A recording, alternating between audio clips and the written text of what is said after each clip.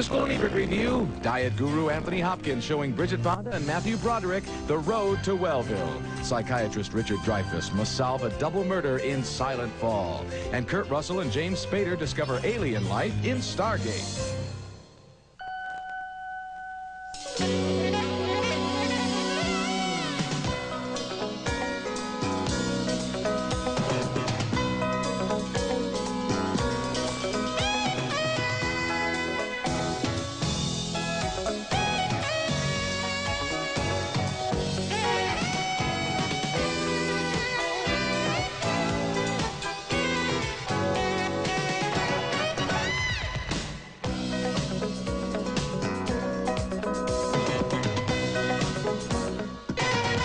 At the Battle Creek Sanitarium. The spirit's sore, the mind is educated, and the bowels are born again. Anthony Hopkins plays a pioneering health nut in The Road to Wellville, one of 5 new movies we'll be reviewing this week on Siskel and Ebert.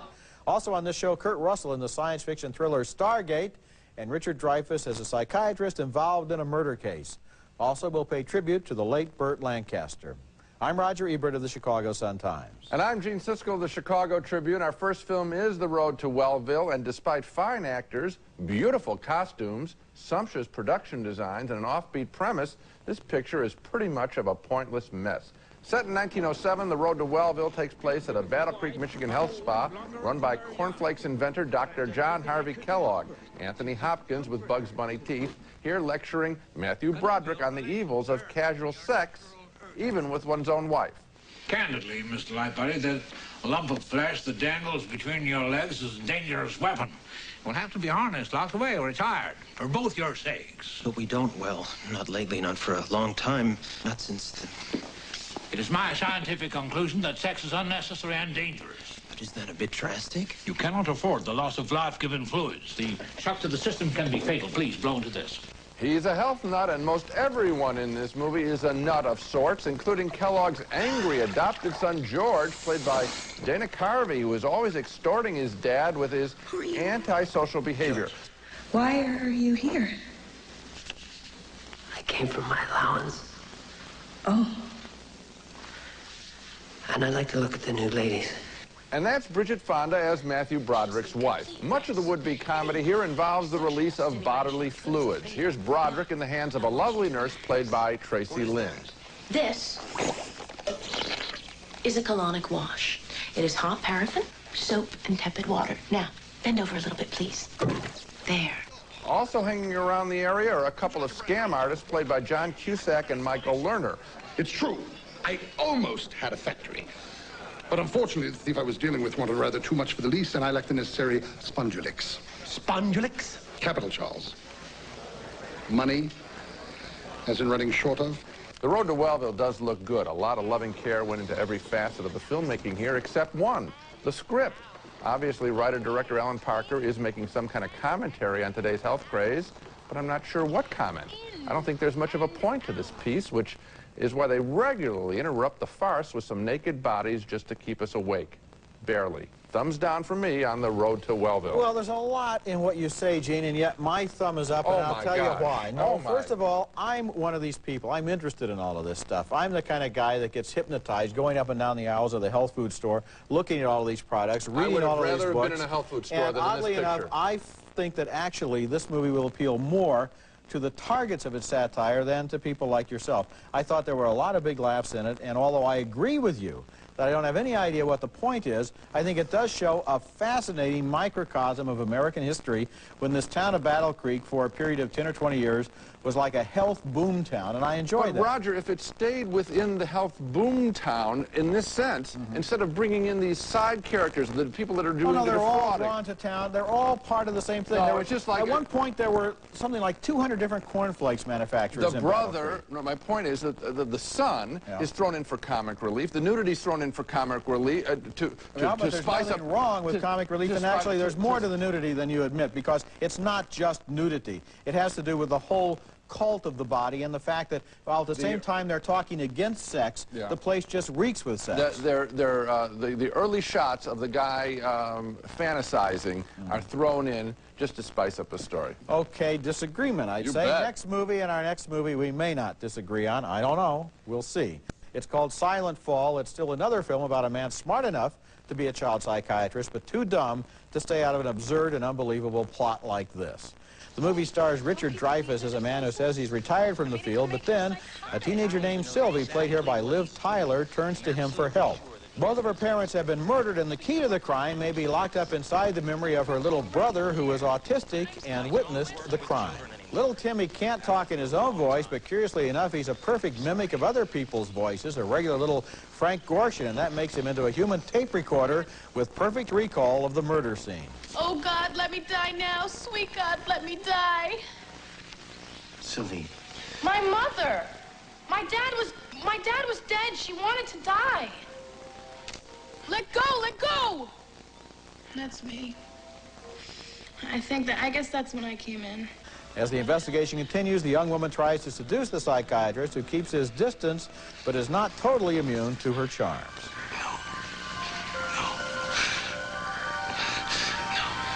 Far be it from me to reveal the ending of this film, except to say it's a classic combination of bad plotting, impossible developments, and a payoff scene that really must be seen and heard to be believed.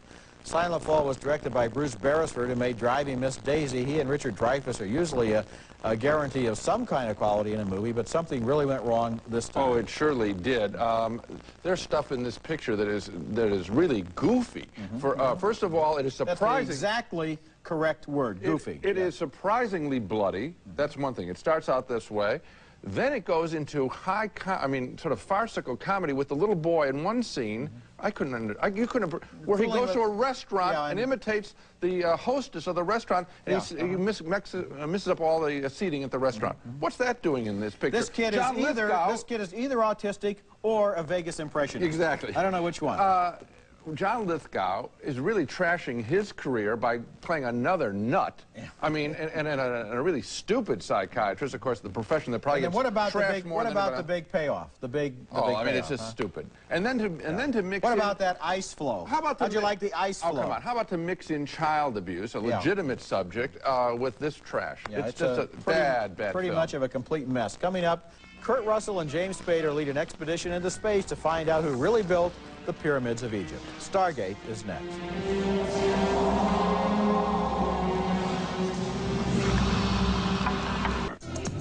Imagine owning something so unusual it'll give you chills. You made flesh crawl. Imagine a world where Halloween lasts forever. I am the Pumpkin King. It's a video so unique you'll see something new every time you watch it. Imagine owning something totally different for Halloween. Trick or treat. Imagine what your friends will think. Own Tim Burton's The Nightmare Before Christmas and now get $4 back from Duracell. See stores for details. Introducing the greatest thing that's happened to a sandwich since sliced bread. New Vlasic sandwich stackers. Ham up your ham. Wow. Make your turkey pikey. Whoa! Pep it up with new sandwich stackers from Vlasic. The perfect pickle to stack. Jackson has identified the seventh symbol.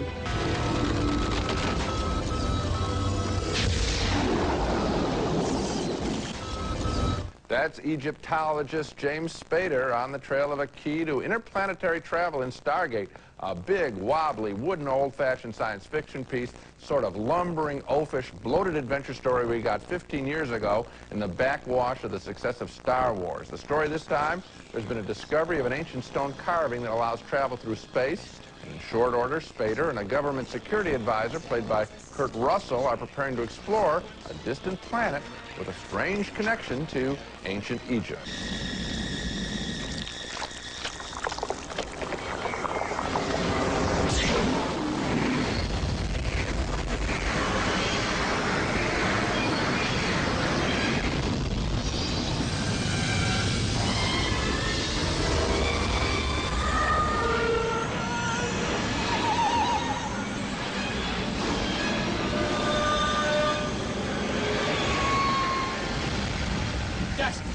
All right, it's over. Stay with him. Now on the new planet, Spader is mistaken for a god. Wow, what a cliched scene.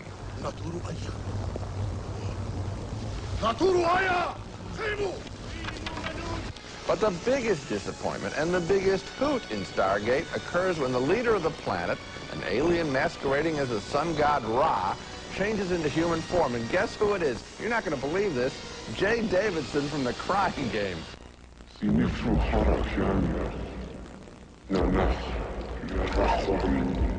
Eventually, there's a battle as the Earthlings prepare to leave the planet.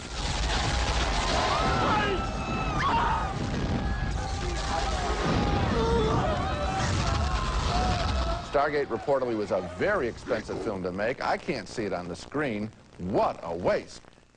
Here they find a gate that's going to allow them to travel, quote, to the other end of the known universe. Right. And so, with about a week's preparation, some scientist who was a complete nut who nobody in his profession will listen to hooks up with 6 or 7 guys with automatic machine guns and Kurt Russell, and they walk through the Stargate. That would certainly be the way we would mount an expedition to the other side of the universe, right? And when we get there, what are we going to do? We're going to shoot everybody. And meanwhile, nobody asks Spader. Spader says, oh, yeah, I know how to get us back. And then they get to the other side without anybody having asked, well, how do you know how to get us back? Oh, I mean, getting back in time travel and space travel is always always badly handled in the movies. But if they went there, and if something were magical, couldn't something you go to the other side of the universe to have a gunfight? There you go. Amazing. Do you know that the budget supposedly on this picture was $55 million? Boy, they must have had some great lunches. When we come back, Linda Fiorentino stars in The Last Seduction as a woman who has all the cards up her sleeve.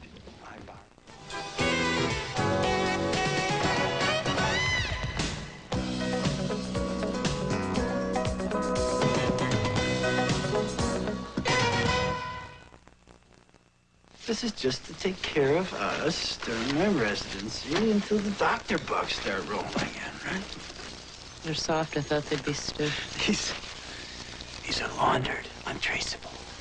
Linda Fiorentino and Bill Pullman star there in a scene from The Last Seduction. They're married, but they won't be together for long because she leaves town in a hurry with the money, and we see that she is one hard-boiled dame. Wow, this is one of the most uncompromisingly tough, sadistic, and smart women in the movie since Barbara Stanwyck made Double Indemnity 50 years ago. On the run with the money, she hits a small town and continues what looks like her career of twisting men around her little finger. Peter Berg is her new target. Go find yourself a nice little cowgirl, make nice little cow babies, and leave me alone.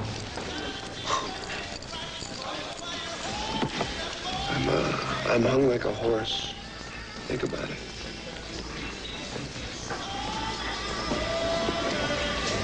Let's see. Excuse me? Mr. Ed, let's see. She's got a lawyer, played by J.T. Walsh, who has gotten her out of scrapes before. Anybody ever check you for a heartbeat, he tells her at one point? So what? Hold on to it for how long? Well, as long as it takes to finalize the divorce. How long does that take? He'll fight it, maybe 2 years, less if you're lucky. Oh, Jesus, Frank. Well, I'm sorry, the law doesn't make it more convenient for you to steal and deal drugs, Bridget. Notice again here how uncompromisingly contemptuous the Fiorentino character is as she tries to involve Berg in a murder-for-hire scheme. I did it for us, Mike. What bothers me is your attitude. My attitude? Yes. I expect unconditional support from a lover, for better or worse. Jesus. I killed the bastard. I wouldn't take it back if I could. The Last Seduction, which I think is a terrific movie, is made by a director named John Dowell, whose Red Rock West had already been relegated to video stores before becoming a surprise cult hit in theaters earlier this year. My guess is Dowell's films are so tough and so smart that exhibitors don't think their audiences can handle them, but I think exhibitors are wrong, and true moviegoers are going to love this film. The Last Seduction is one of the most original and distinctive films of the year, and Linda Fiorentino's amazing performance is a reminder of how rarely women get to call all the shots in a movie. Well, that's what's so terrific about the film is that your expectation, we have been so conditioned that you're waiting for the soft side of this woman to come out. Yeah. And you're waiting and waiting. And then you start doing exactly what you just did, is you start sort of laughing, smiling at this character who has got everything in order and is in total control, and it's great to see this reversal of form. We see characters like this so, well, not even, characters like this aren't even played by men that often, but usually played by men. And you know, the funny thing here, and it is funny, this movie is played on a dead serious level, but the more you think about it, the more you do smile because of the manipulation that's going on. This guy, John Dahl, with these two pictures is obviously a throwback to a hard-boiled kind of filmmaking that I know that I have longed for, and I think he's going to establish himself as a brand name. And I hope that when he works with a bigger studio project, that he is able to keep the intensity there and he doesn't get... Oh, I do too, because, you know, frequently when you get these latter-day film noirs, they get all sentimental and nostalgic, and they're going to go for atmosphere and shadows and things. Right. He's got the very same thing that Billy Wilder had in Double Indemnity, which is a savage woman who just goes straight ahead and never looks in either direction. So it's not dated at all. It's really fresh for that reason. It's a good picture. When we come back, Wallace Shawn and Julianne Moore put a new Times Square spin on an old play in Louis Malle's Vanya on 42nd Street.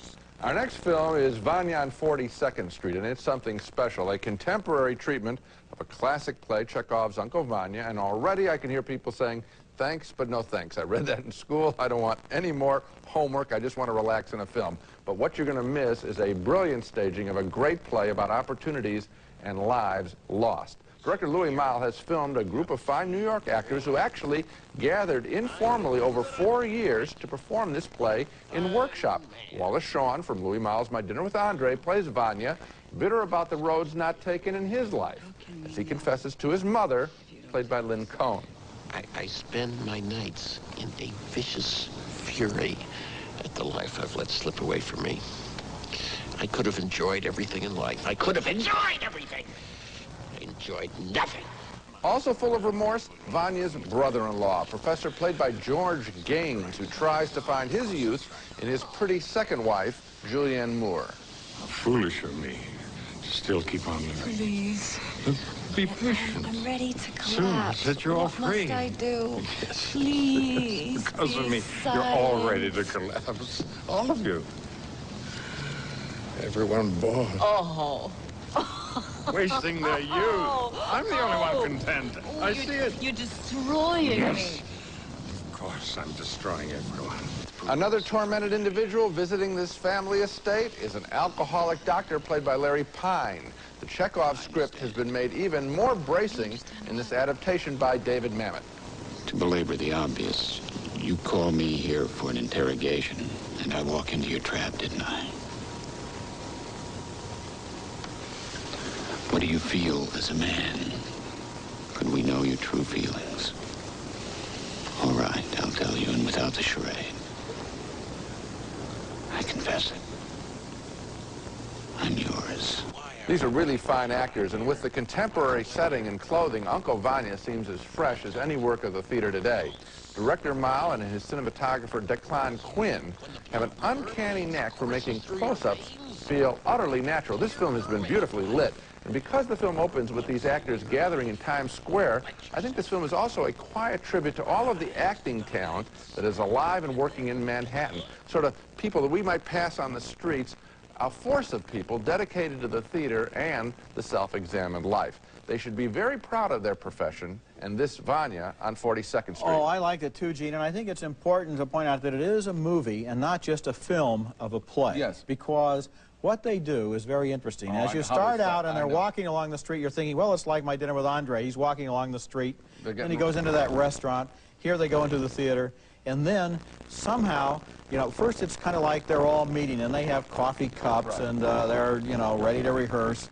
And then suddenly the lights begin to dim and you don't ever realize the exact moment when the drama has started, and you get sucked right in. And I was so absorbed, and after a while I was in this house somewhere in the middle of Russia. I was not anywhere near 42nd Street anymore. Well, again, I want to talk, do you know what I was talking about recognizing the talent of these actors? That's right. These are journeyman people who for 4 years went in and loved this play so much, and Malle found out about it and filmed it, and it's great. Okay, when we come back, memories of a very special actor, Burt Lancaster.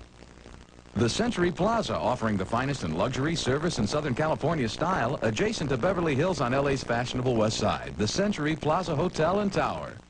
On our video segment this week, I want to go back and look at some of the best films of one of the best actors in Hollywood history, Burt Lancaster. He was one of the last of the true Hollywood giants, a star whose career spanned 5 decades and who was equally at home in bravado physical roles. After all, he was a circus trapeze artist before he became an actor, but he was also at home in offbeat art films. I think he was never better than in a 1957 film named Sweet Smell of Success, where he played J.J. Hunsaker, a famous movie name, a New York gossip columnist modeled after Walter Winchell. The Lancaster character took a cold delight in manipulating the lives of those who depended on him, including a desperate press agent played by Tony Curtis. Mr. Falco, whom I did not invite to sit at this table tonight, is a hungry press agent and fully up to all the tricks of his very slimy trade. Match me, Sidney. And he was fabulous in Atlantic City, opposite Susan Sarandon here, as a fading gangster who still had a touch of the old machismo. You like the casinos? You go to them? No. No, I don't like them. They're too wholesome for me. I mean, nuns, for Christ's sake, standing in line. Boy Scout troops. People blowing their welfare checks. It's too much nickel and diamond. Sweet Smell of Success and Atlantic City, 2 very good movies by a very good actor, Burt Lancaster. We're going to miss him. Now let's take another look at the movies we reviewed this week. We had a split decision on The Road to Wellville. I was won over by its nutty charm, but Gene thought it was a pointless mess. 2 thumbs down for the laughable Silent Fall with Richard Dreyfuss as a psychiatrist in a plot that clearly needs psychiatric help. 2 more thumbs down for Stargate, which started promisingly as a visionary science fiction epic and then turned into a dumb shootout in the desert. 2 thumbs up, though, for John Dowell's complex and fascinating The Last Seduction with its smart and very tough performance by Linda Fiorentino. We really liked this movie. And 2 more thumbs up for another film we liked, Vanya on 42nd Street, reuniting the Dinner with Andre team in an original and absorbing new version of Chekhov's family drama. That's it for this week. Next week we'll be back with reviews of more new movies, including Mary Shelley's Frankenstein, starring Kenneth Branagh and Robert De Niro in the latest remake of the classic Gothic horror story, and also The War, starring Kevin Costner. That's next week, and until then, the balcony is closed. Remington's AquaCurl Steam Hair Setter. This exclusive wax core heated roller system is the world's favorite because it gives curls that last. The AquaCurl, now from Remington. Hooked on Phonics teaches you to read using flashcards, music, and books. It's colorful, musical, and fun. Learn to read with Hooked on Phonics. Call 1-800-ABCD-EFG. It's America's favorite jelly bean, Jelly Belly, now appearing at theaters and video stores with good taste. Jelly Belly beans, try them. You'll love them. If you'd like to save up to 50% on your contact lenses, eyeglasses, and eye exams, call for a free Lens Express catalog and find out how you can start saving right away.